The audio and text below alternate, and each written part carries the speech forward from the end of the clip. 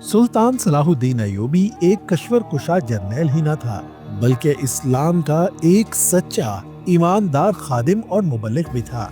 निहायत नेक सीरत, रहम दिल, शीरीं जुबान, फयाज, बुलंद किरदार बादशाह था। हाथ, जुबान या कलम से वो किसी को दुख नहीं देता था। उसकी जुबान से कभी खिलाफ इखलाक या नाशाइस्ता लफ्ज नहीं सुना गया।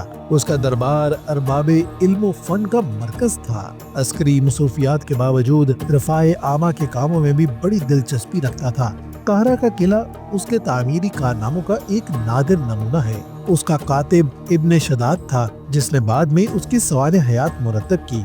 उसकी सखावत, फयाजी का ये आलम था कि मिस्र पर कब्जा करने के बाद जब बेपनाह खजाना उसके हाथ लगा तो उसने उसे उसी वक्त तकसीम कर दिया, और जब उसने वफात पाई तो उसके जाती खजाने में सिर्फ 1 दीनार और 27 दिरहम मौजूद थे। सुल्तान सलाहुद्दीन अय्यूबी जैसे जर्नैल दुनिया में कभी कभी पैदा होते हैं। वो हरबी दाव पेच का माहिर था, मसाइब से नहीं घबराता था, दुश्मन की अक्सरियत और वसाइल की फरावानी से कभी खौफ ज़दा नहीं होता था। सफर की सोबतें और मौसमियाती तगय्युर और तबद्दुल उसके आहनी अज़्मो इस्तक़लाल को मुतज़लज़ल नहीं कर पाते थे।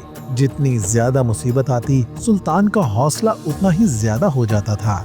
अक्का के मुआसरा के जमाने में एक रात फरंगियों की तादाद से ज्यादा जंगी जहाज आए, लेकिन उससे सुल्तान के दिल में और ज्यादा कुव्वत और उसके मिजाज में और ज्यादा इस्तक़लाल पैदा हो गया। अक्का की लड़ाई में ही उनकी पीठ पर फोड़े निकले हुए थे।